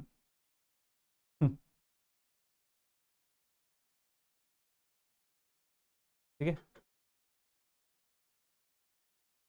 त्यांच्यात आणि शेख मुजीबुर रहमान यांच्यामध्ये काय झाला, वाद. आणि मग त्यांनी एक जाहीर करून टाकलं की बाबा आम्ही काय करणार, आम्हाला वेगळं पाहिजे. आता मला सांगा की शेख मुजीबुर रहमान यांनी जसं वेगळं, आम्हाला सगळं वेगळं पाहिजे असं म्हणायला सुरुवात केलं की याया खाननी काय केलं, जास्तीचं लष्कर या प्रदेशामध्ये आणायला सुरुवात केली. आणि मग इथल्या लष्करचं आणि इथल्या शेख मुजीबुर रहमान यांच्या कार्यकर्त्यांमध्ये व्हायला लागली चकमकी. आता या सगळ्या चकमकींमुळं आणि या सगळ्या पकडापकडींमुळं हे सगळे बांगलादेशचे लोक, हे सगळे जे त्यातली जी आम जनता होती, ही आम जनता वैतागली होती. ही आम जनता इथून वेस्ट बेंगॉलला येणार, इथून इकडे शिरणार, इकडून इकडे येणार, इथून मग परत इकडे बिहारला जाणार, इथून वरती इकडे या साईडला लापणार, इथून इकडे येणार, इथून इकडं इकडे इकडं. आता इथं ठीक आहे, वेस्ट बेंगॉलमध्ये एवढा प्रॉब्लेम नाही. पण हे आसाममध्ये शिरलं, मेघालयमध्ये शिरलं, त्रिपुरा, मिझोरम यांच्यामध्ये शिरलं ना, की हे एक ते काय आहेत, सगळे आदिवासी लोक आहेत. आणि ह्या आदिवासी लोकांच्या प्रदेशात जर बांगलादेशी आले तर तिथल्या लोकांना पटत नव्हतं. त्यामुळे इंटरनल सिक्युरिटी, आणि तसंही या प्रदेशामध्ये, ओके, या प्रदेशामध्ये सगळेच भारताच्या प्रति लय प्रेम व्यक्त करतात असं नाही. बरेचसे लोक माओवादी लोक आहेत तिथले. त्यामुळे भारताला कुठल्याही प्रकारचा इंटरनल प्रॉब्लेम्स नको होता. आणि म्हणून भारताला भारताला या बांगलादेशमध्ये थोडंसं लक्ष घालावं, म्हणजे या पूर्व पाकिस्तानमध्ये थोडंसं लक्ष घालायची एक संधी मिळाली. पण प्रॉब्लेम असा होता की आपण स्वतःहून दुसऱ्या देशात जाऊ नाही शकत. आपण स्वतःहून दुसऱ्या देशात जाऊ तर नाही शकत. मग भारतानं काय केलं, त्या शेख मुजीबुर रहमान यांची शक्ती वाहिनी नावाचं जे एक दल होतं, त्या दलाला भारताने ट्रेनिंग द्यायला सुरुवात. ठीक आहे. त्या दलाला काय केली, आपण मदत देत करायला सुरुवात केली. जसं आज ट्रम्प तात्या त्या युक्रेनला मदत करतोय, तसं आपण त्या काळात बांगलादेशमधल्या या शेख मुजीबुर रहमान यांच्या कार्यकर्त्यांना मदत करायला सुरुवात केली. आपण भारत डायरेक्ट इन्व्हॉल्व होऊ शकत नव्हता. भारताला इथली परिस्थिती बदलायची होती, कारण की आपल्या भारताला प्रॉब्लेम जात होता इथल्या लोकांचा. हे भारतात शिरत होते, हे भारतात येत होते, आणि ही काही कमी संख्येने नव्हती येत. डायरेक्ट 10-10, 20-20, 40-40 हजाराच्या संख्येने यायला लागले होते. आणि ज्यावेळेस यांची पॉप्युलेशन वाढायला लागली आपल्या भारतात येणाऱ्यांची, मग भारताला असं वाटलं की यार कुछ तो करना पडेगा अभी. मग भारताला काय करायचं होतं, भारताने शेख मुजीबुर रहमान यांना सपोर्ट द्यायला सुरुवात केली. आणि सपोर्ट देत असताना, ठीक आहे, सपोर्ट देत असतानाच भारताचं आणि पाकिस्तानचं हळूहळू वाजायला लागलं. आणि त्यातूनच 1971चं युद्ध झालं. तर 1971चं युद्ध झालं ते झालं. आपण 13 दिवसातच पाकिस्तानला फुटाफुटा वाहनात नेला.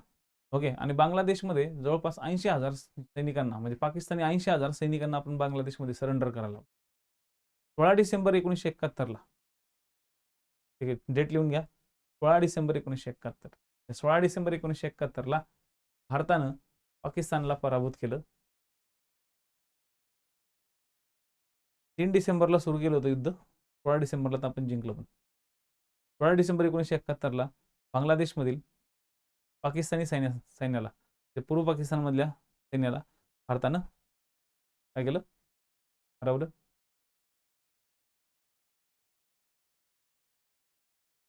आणि बांगलादेशची निर्मिती केली. बांगलादेशची निर्मिती 71च्या काळात झाली. आणि पुढे लिहून घ्याल, 72मध्ये बांगलादेश राज्यघटना करून बांगलादेशला एक प्रजासत्ताक देश बनवला. बांगलादेश 1971 मध्ये बनला, स्थापना झाली. 1972 मध्ये त्याला राज्यघटना बनवून दिली. आता एखाद्या देशाला जर आपण तयार केलेला आहे, तर मग आपण त्याला सगळ्या गोष्टी ऍक्टिव्हिटी तयार करणार ना.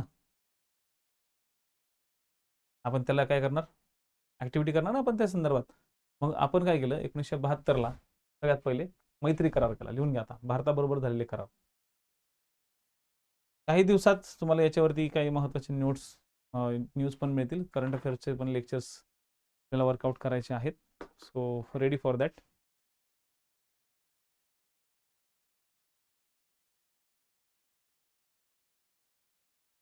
एकोणीसशे 72ला मैत्री करार, 1973ला व्यापार करार, 1974ला सीमा करार. 72, 73, 74 सीमा करार. आता इथं सीमा कराराच्या तिथं लिहून घ्या, बांगलादेश आणि भारताच्या सीमेला रॅड क्लिफच म्हणतात. रॅड क्लिफच म्हणतात. रॅड क्लिफनेच तयार केली होती 47 मध्ये. रॅड क्लिफने तयार केली होती 47, पण ती घाईगडबडीत तयार केली होती. 74 मध्ये सुद्धा जी सीमा करार झाला होता, 74चा सीमा करार सुद्धा घाईतच झाला होता. हे सब कुछ घाई में हुआ था. जसं आहे तसं आपण मान्यता दिली होती. पण 74 नंतर ह्या सीमेबद्दल थोडेसे वाद निर्माण झाले, आणि म्हणूनच पुढे जाऊन 100वी घटना दुरुस्ती झाली. येऊन घ्या, 100वी घटना दुरुस्ती झाली होती.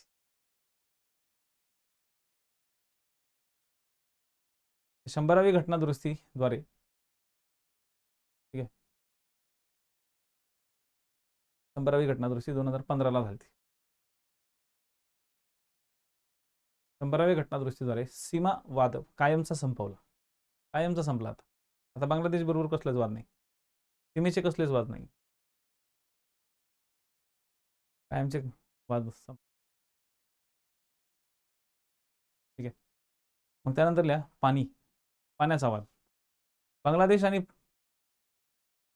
भारत यांच्यामध्ये गंगा पाणी वाटप करार झालेला आहे 1996 ला. सगळे करार लिहा बरं का.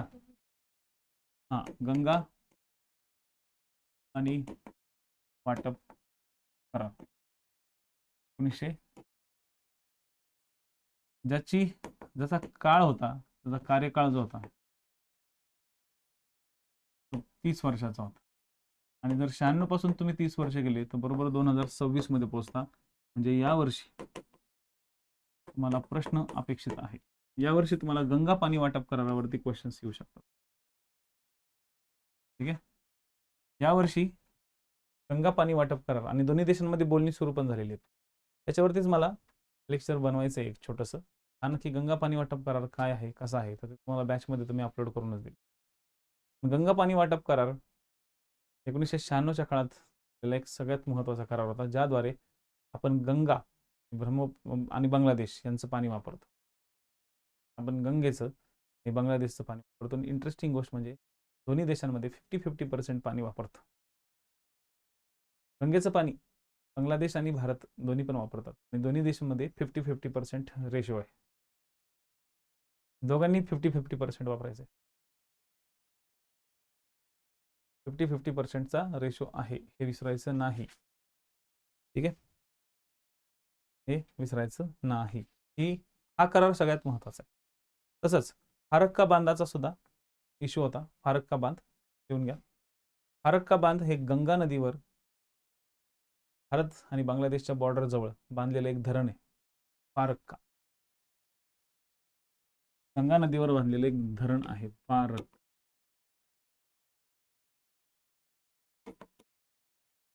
याच धरणातून हुगळी ही गंगेची उपनदी, वितरिका, उपनदी नाही वितरिका, हुगळी ही गंगेची वितरिका वेगळी होती. याच ठिकाणावर इथं आहे तो फारक्का ब्रिज.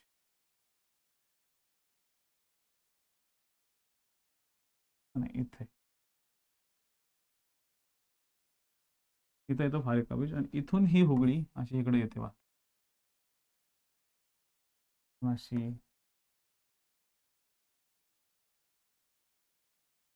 हुगळी ही वितरिका आहे गंगेची. हा क्वेश्चन आयोगाने 2 वेळा विचारलेला आहे. तिथं सुद्धा एक MPSC आहे, PYQ आहे, त्यावरतीच PYQ टार्गेट झाला. ठीक आहे. आणि त्यानंतर न्यू मुरबेट हा सुद्धा MPSCचा PYQ आहे.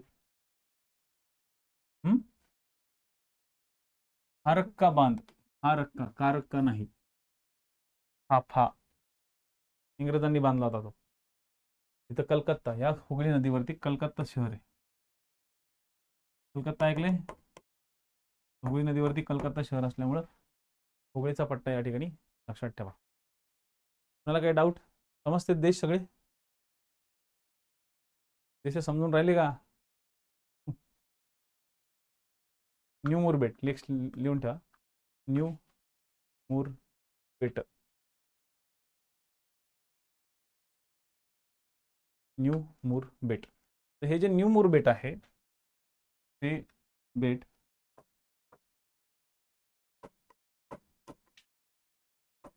भारत आणि बांगलादेश यांच्यामध्ये वादग्रस्त बेट होतं. ते इथं आहे.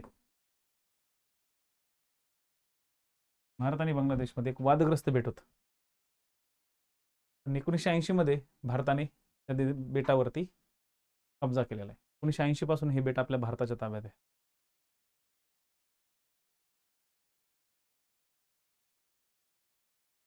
न्यू मुरबेट 1980 पासून हे भारताच्या ताब्यात आहे. त्यावरती बांगलादेश दावा करत होतं, पण भारताने जाऊन तिथे झेंडा काढला. न्यू मुरबेट एक वादग्रस्त बेट या ठिकाणी. ठीक आहे. याच न्यू मुरबेटच्या बाजूला इथं सागर नावाचं एक बेट आहे. सागर हे वादाचं नाहीये, पण सागर बेटावर सूर्याची पूजा केली जाते, हे लक्षात. सागर बेटावरती सूर्याची पूजा आणि समुद्राची पूजा केली जाते. प्रसिद्ध ठिकाण आहे. बरेचसे धार्मिक लोक त्या ठिकाणी जातात. सागर बेट आणि न्यू मुरबेट. सागर बेट हे आपल्या भारताचं आहे, न्यू मुरबेट पण भारताचं. प्रत्येक वेळेस काय खाऊची पेंड का प्रत्येक लोकांना वाटत बसायचे भेट. ओके, तर जवाहरलाल नेहरूंनी वाटलं. ठीक आहे. इवन इंदिरा गांधींनी सुद्धा त्यांच्या काळात वाटले कच्छातीव बेट श्रीलंकेला. बरं. हेच बेट ज्या ठिकाणी हुगळी नदी पाणी त्या ठिकाणी मिळतं आणि गंगा समुद्राला मिळते आपल्या देशात असं मानलं जातं. सागराचा पट्टा. बरोबर बरोबर. चला, इथपर्यंतचा पॉईंट लक्षात आला. नेपाळ पण क्लिअर झाला, भूतान पण क्लिअर झाला.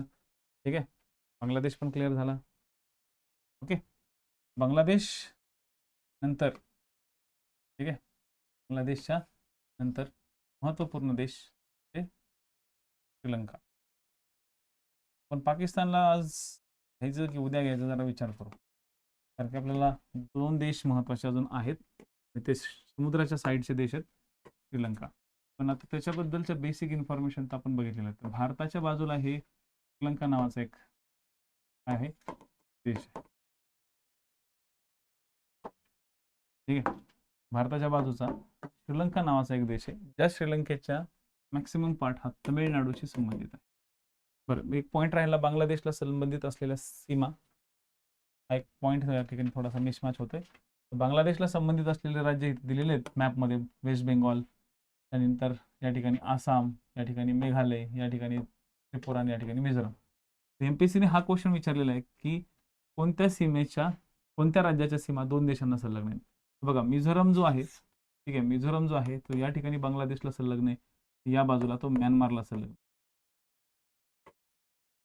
या साईडला तो बांगलादेशला संलग्न आहे, पलीकडच्या साईडला म्यानमारला संलग्न. कधी कधी तुम्हाला एखाद्या राज्यावरती क्वेश्चन्स टार्गेट होतात. आता हा पार्ट आपण पुढे बघणार आहोत भारताच्या राजकीय स्वरूपामध्ये.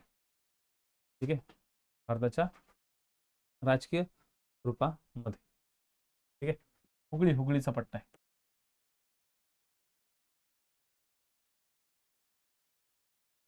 तमिळनाडू आणि श्रीलंका, तमिळनाडू आणि श्रीलंका किंवा भारत आणि श्रीलंका. भारत आणि श्रीलंकेमध्ये असं म्हटलं जातं की या ठिकाणी, ओके, या ठिकाणी एक रामसेतू आहे. रामसेतू. आता या रामसेतू आपण म्हणतोय, इंग्रज लोकांनी त्याला नाव दिलं ॲडम ब्रिज. त्याचं म्हणणं आहे ते ॲडम इकडे बांधायला आलता. पाहिले तुझा ॲडमचा इथं संबंध तरी आहे का? पण तिथं हा रामसेतू आहे. मोस्ट प्रॉबेबली हा रामसेतू मानवनिर्मित मानला जातो. कुठली रिव्हर अमोल? कोणती रिव्हर म्हणताय? श्रीलंकेचा हा जो भाग आहे, कमेंट करून ठेवा, मी सांगतो नंतर उत्तर. तमिळनाडू आणि श्रीलंकेचा हा भाग जो आहे, या भागाला म्हणलं जातं, ओके, मन्नारचे आखात.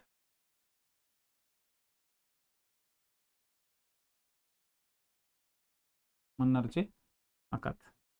ठीक आहे, या ठिकाणी रामसेतूच्या जवळून इथून पाल्कची समुद्रधुनी आहे. काल मी तुम्हाला सांगितलं होतं याबद्दल.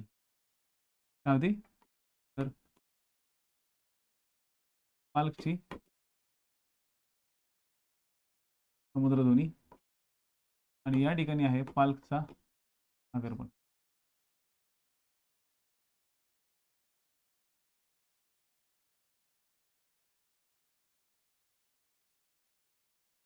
पाल्कचा उपसागर.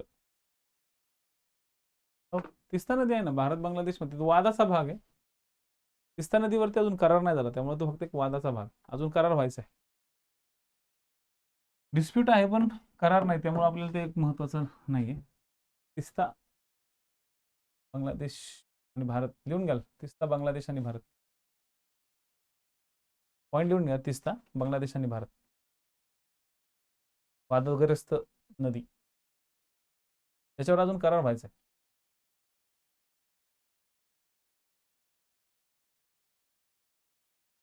तमिळनाडू आणि श्रीलंका,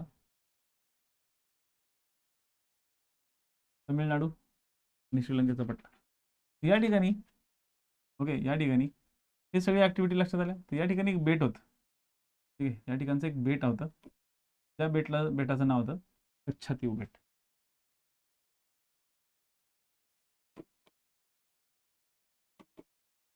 कच्छातीव बेट हे आपण श्रीलंकेला देऊन टाकलं.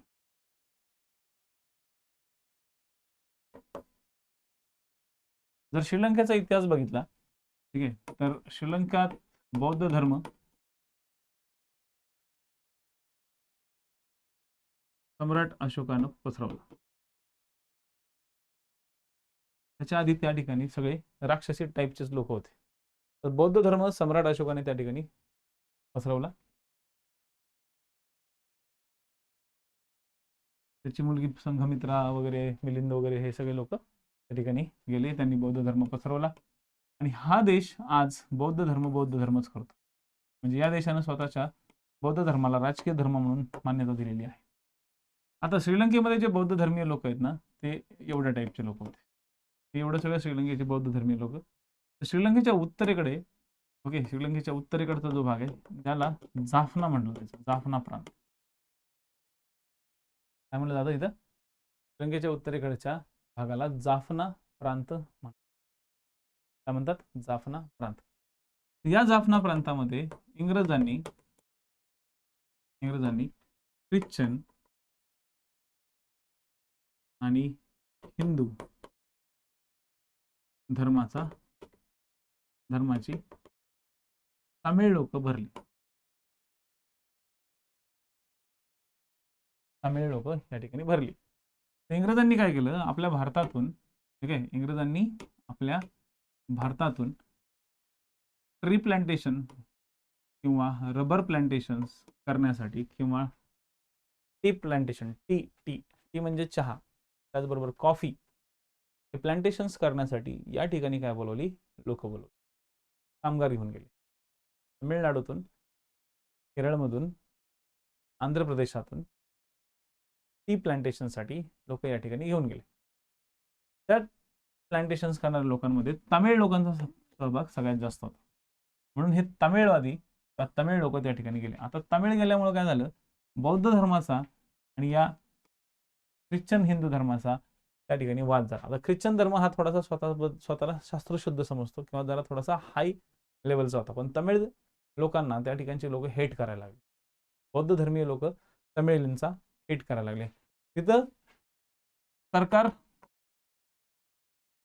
म्हणजे जाफनात सिच्युएशन अशी झाली, जाफना प्रांताचीच कन्सेप्ट तुम्हाला सांगतो. जाफना प्रांतामध्ये सरकार बौद्ध लोकांचं, ठीक आहे, तिथल्या मूळच्या लोकांचं, आणि जनता भारतीय तमिळ. आता हे इंग्रजांनी त्या ठिकाणी जवळपास 200 वर्ष तमिळ लोकांना त्या ठिकाणी ठेवलं. किती? 200 वर्ष. आता मला सांगा, जर 200-300 वर्ष त्या ठिकाणी तमिळियन राहत असतील, 200 ते 300 वर्ष जर त्या ठिकाणी तमिळियन राहत असतील, तर ते तमिळियन त्या प्रदेशाला आपलं घर मानणार, त्या जागेला आपलं घर, आपली जागा मानणार. पण जेव्हा इंग्रज निघून गेले, तर इंग्रज निघून गेल्यानंतर इथं सुद्धा त्या बौद्ध लोकांनी आपल्या भारतीय तमिळ लोकांना त्रास द्यायला सुरुवात. आणि ह्याच्यातूनच एका खुंखार अशा संघटनेचा जन्म झाला, ज्याला म्हणतात LTTE. LTTEचा जन्म, ओके, 1983च्या काळात झाला. 1983च्या काळामध्ये LTTEचा जन्म झाला होता. आणि या LTTEने लिबरलायझेशन नाही, ओके,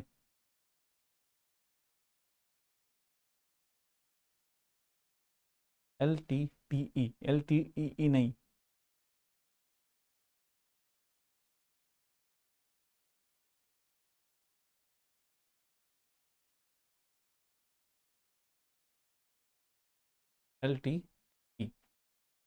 LTTE या ठिकाणी फॉर्म झाली. LTTE या ठिकाणी फॉर्म झाली. Okay, Liberation Tigers of Tamil Eelam. Liberation Tigers of Tamil इलम या ठिकाणी तयार झाली. आणि याचा जो म्होरक्या होता प्रभाकरन. आता हे होते भारतीय लोक, म्हणजे भारतीय तमिळ. भारतीय तमिळ श्रीलंकेबरोबर भांडायला लागले. आणि भारतीय तमिळनं तर एवढं खतरनाक केलं, LTTEनं तर ह्या जाफनाला स्वतंत्र देश बनवू असं सांगितलं. आम्हाला स्वतंत्र देश पाहिजे. आता या LTTचा नाद आपल्या भारतातल्या तमिळ लोकांना पण लागला आणि हे तमिळनाडूवाले पण म्हणायला लागले की आमचं तमिळलँड पाहिजे. म्हणजे आपल्या भारतातनं तमिळनाडू, आपल्या भारताचं राज्य तमिळनाडू स्वतंत्र देश मागायला लागले. कोणाच्या नादी लागून? या प्रभाकरनच्या नादी लागून. म्हणजे प्रभाकरन जरी तमिळ भाषिक असला किंवा तमिळ वंशाचा असला, आपल्या भारतीय वंशाचा असला, तरी सुद्धा तो आपल्या भारतासाठी धोका होता. कारण की तो आपल्या भारताला फोडायच्या गोष्टी करायचा. भारतातल्या तमिळ भाषिक प्रदेशांचा आम्ही वेगळा देश बनवणार. मग आता विचार करा, आपला तमिळ भाषिक प्रदेश वेगळा केला, हितला जाफना प्रांत वेगळा केला, तर त्याला श्रीलंकेचा आणि भारताच्या जमिनीवरचा एक मोठा देश त्याला पाहिजे होता. तो देश बनवायच्या मागे लागला. त्याने स्वतःची आर्मी बनवली होती, त्याचं स्वतःचं एअरफोर्स होतं, त्याचं स्वतःची नेव्ही होती. प्रभाकरने वेगवेगळ्या देशांकडून एवढ्या मोठ्या प्रमाणात शस्त्र जमवले होते, एवढ्या चुकीच्या पद्धतीने शस्त्र जमवले होते, अक्षरशः या प्रभाकरांची पोच इथपर्यंत गेली की त्याने मालदीव सारख्या देशावरती हल्ला केला. त्याने काय केला आता? ओके, मालदीव सारख्या देशावरती हल्ला केला. 1984 ला त्याने मालदीवच्या राष्ट्रपतीला उचलायचा प्रयत्न केला होता.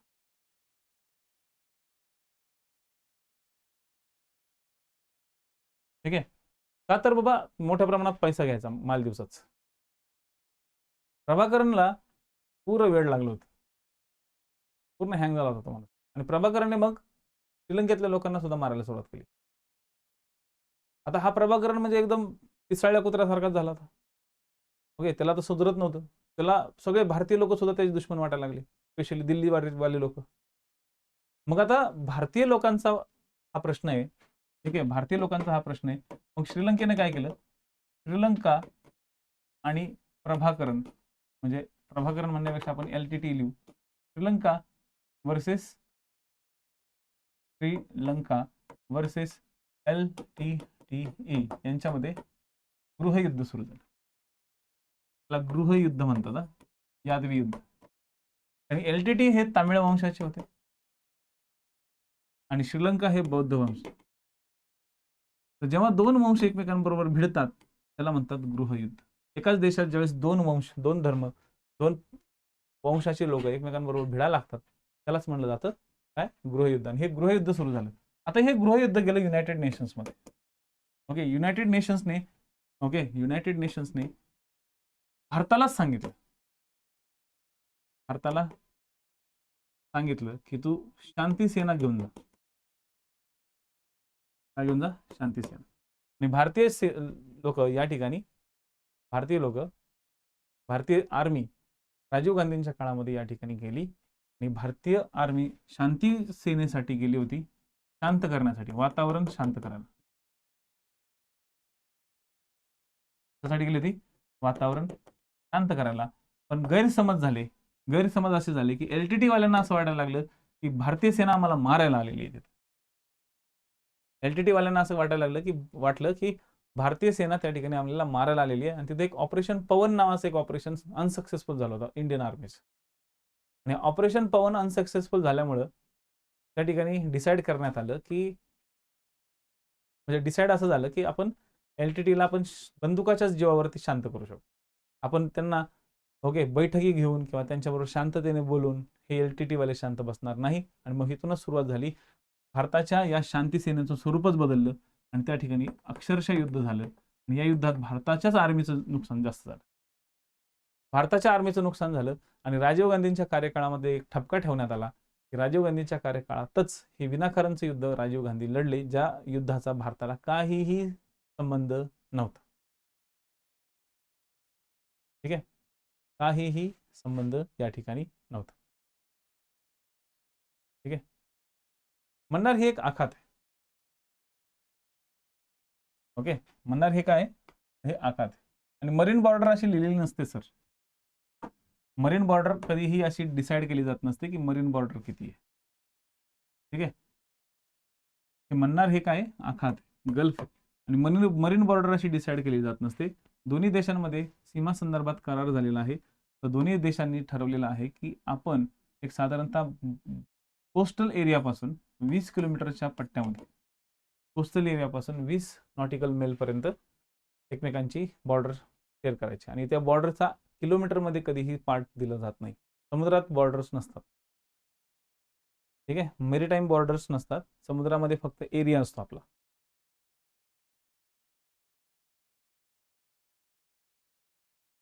ओके, पॉईंट लक्षात आले हे.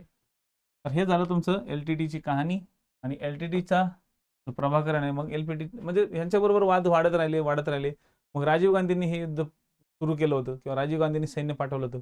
मग परत 1991च्या काळामध्ये राजीव गांधी उभे राहिले होते प्राईम मिनिस्टर पदासाठी. आणि मग याच काळामध्ये राजीव गांधींची हत्या करण्यात आली. ठीक आहे, 1991लाच राजीव गांधींची हत्या ह्या LTTनेच केली होती. ठीक आहे, हे पॉईंट लक्षात ठेवा. राजीव गांधींची हत्या जी झाली होती ती याच वादातून झाली होती. ठीक आहे, राजीव गांधींची जी हत्या झाली ती याच LTTने केली होती, कारण की त्यांना राजीव गांधी परत प्राईम मिनिस्टर नको होते. ठीक आहे, 21 मे 1991 हत्याचा दिवस लिहून घ्या, 21 मे 1991. तमिळनाडूमध्ये श्री पेरुंबबुदूर, श्री पेरुंबबुदूर एकच नाव आहे सगळं, श्री पेरुंबबुदूर या ठिकाणी. आता मग हे का केली आणि कशी केली त्याच्या मागे नका लागू, ते जॉग्राफीचं पार्ट नाहीये. ठीक आहे, फक्त एवढं लक्षात ठेवा की हे सगळ्या ऍक्टिव्हिटी झाल्या होत्या. ऑपरेशन पवन खूप अनसक्सेसफुल झालं होतं. ऑपरेशन पवनचं नाव सुद्धा लिहून ठेवा, जे की महत्वाचं आहे. हा, पण कधी कधी यांचे ओके श्रीलंकेबरोबरचे जे आता सध्या रिसेंटली चाललेले जे काही वाद आहेत किंवा आपण काही महत्वाचे प्रोजेक्ट्स त्या ठिकाणी लिहितोय, जसं आता हंबमबोटा प्रकल्प आपल्याला मिळणार होता, ह्या पठ्ठ्यानं चीनला दिला. ओके, त्यामुळे हंबमबोटा, त्यानंतर अग्निदिवला, हे काही मोहिमा आहेत, ज्या मोहिमा महत्वाच्या आहेत, पण त्या जॉग्राफिकली जेवढ्या गोष्टी आहेत आताच्या तुम्हाला मी सांगितलेल्या तेवढ्याच महत्त्वपूर्ण. त्यानंतर भारत आणि मालदीवमध्ये एवढं काही विशेष नाहीये. ओके, एवढं काही विशेष नाहीये. भारत मालदीव नाही लिहिलं तरी चालेल, फक्त ते 8 डिग्रीची सीमा लक्षात ठेवा. ते विनाकारण त्या मालदीवला खूप जास्त कधी क्वेश्चन जास्त टार्गेट होतही नाही, त्या मालदीवचा कधी जास्त भाग येत नाही. ठीक आहे, तर उद्याच्या लेक्चरला आपण भारत पाकिस्तान आणि महत्वाचे जे आपले राज्य आहेत, राज्यांच्या सीमावर्ती प्रदेश तेवढे आपण पटपट कव्हर करून घेऊ. उद्या भारत पाकिस्तानचं लेक्चर होईल, उद्या लेक्चर असेल, उद्या मॉर्निंगचं लेक्चर असेल. ठीक आहे, उद्या सगळे लेक्चर जसे तुमचे ठरलेले 3 लेक्चर आहेत तसे होतील. रविवारच्या दिवशी तुमची टेस्ट होणार नाहीये. रविवारच्या दिवशी पुढे आपण पुढच्या वीकला टेस्ट घ्यायचा प्रयत्न करू. आपण म्हणजे पुढच्या सोमवारपासून 12 तारखेपासून प्रॉपर 4 विषय रन करायचा आपण प्रयत्न करू. आम्हाला 1-2 दिवस पाहिजे, की ज्या 1-2 दिवसामध्ये मी तुमचे प्रॉपरली हँडबुक्स आधीच तुम्हाला या ठिकाणी अपलोड करून ठेव. ठीक आहे, चला धन्यवाद, थँक्यू सो मच. आणि मी परत एकदा सांगतो, जे विद्यार्थी बॅचमध्ये आलेले आहेत, ठीक आहे, त्या विद्यार्थ्यांनी रात्री 9 ते 12चं लेक्चर करायचं यूट्यूबचं की नाही करायचं हे तुम्ही तुमचं ठरवा. ठीक आहे, जर तुम्हाला असं वाटत असेल की आपण रात्रीच्या यूट्यूबच्या लेक्चरला यायचं, तिथं सगळे प्रश्न व्यवस्थित सोडवायचे, प्रॅक्टिस करायची, तर मोस्ट वेलकम, तुम्ही येऊ शकता. पण जर तुम्ही तिथं नाही आलात तरी मोठा काही फरक पडणार नाही. तुम्ही उलट त्या रात्रीच्या टायमिंगमध्ये मॅथमॅटिक्स किंवा सायन्स किंवा दिवसभरात जो अभ्यास केलेला आहे त्याची तुम्ही रिव्हिजन करायचा प्रयत्न करा. परत एकदा सांगेल, रात्रीचे जे यूट्यूबचे लेक्चर्स आहेत हे बॅचच्या विद्यार्थ्यांसाठी नाही आहेत. बॅचच्या विद्यार्थ्यांनी दिवसभरात जेवढं काही शिकलेलो आहोत त्याला रात्री 9 ते 12च्या दरम्यान पुरं पाठ करून ठेवत चला. ठीक आहे, नेक्स्ट लेक्चर आपण 12 वाजता भेटू. तोपर्यंत जय हिंद, जय महाराष्ट्र. ठीक आहे.